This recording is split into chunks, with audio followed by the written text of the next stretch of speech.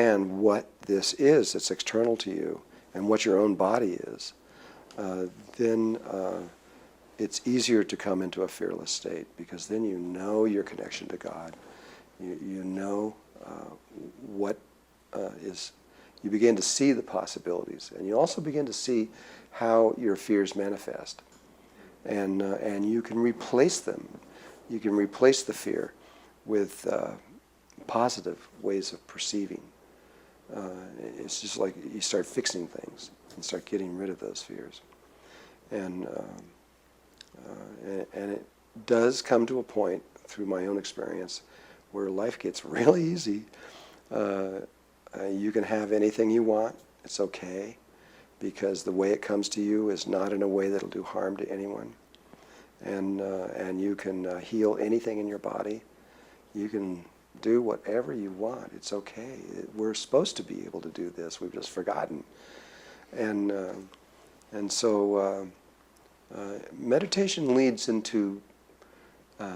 There are reasons on a third dimensional level that meditation is very advantageous. But it's way more than that. It's way, way more. This is just the beginning of a very long journey. And but as I was talking in another point here, exactly how to do this is different with every single person. I would like to find a common way. I'm not sure what that way is yet. I'm still searching for that.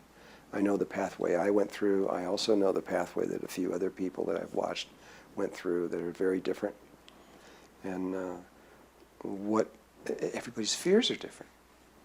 You know, everybody's had experiences that they can't get over. They can't get beyond it.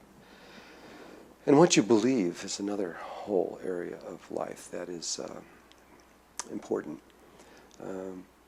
The religion that you were grown up in, and it has beliefs that it is given to you, and you've adopted those beliefs. They alter how you perceive the reality and what you believe is true, or your spiritual growth and everything, all these things. And then there are belief patterns that your parents have given to you about what they think is the way things are. And then there's the ones that come from society, from the whole world. Like we believe you can't fly. Yet people do this every day, and people don't know that they do it every day. There are people that have learned how to fly and actually can. They lift off the ground and float in the air. And I've seen this, watched it, and or even Maharishi's group here in Ohio. They can go there. The women tend to go up, and the men go horizontal.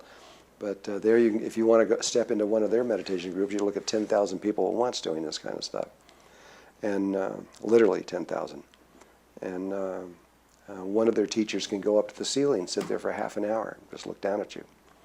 But we don't believe that, and because we don't believe it, it's not possible. Look at Jesus. Jesus walked on water. It's really very similar.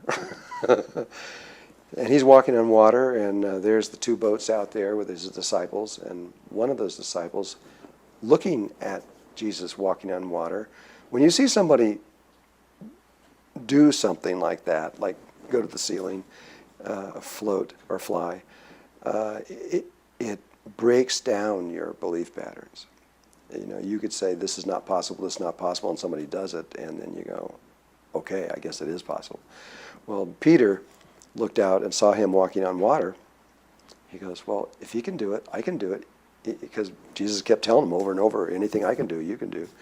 So he jumped out of the boat and walked over to him on the water.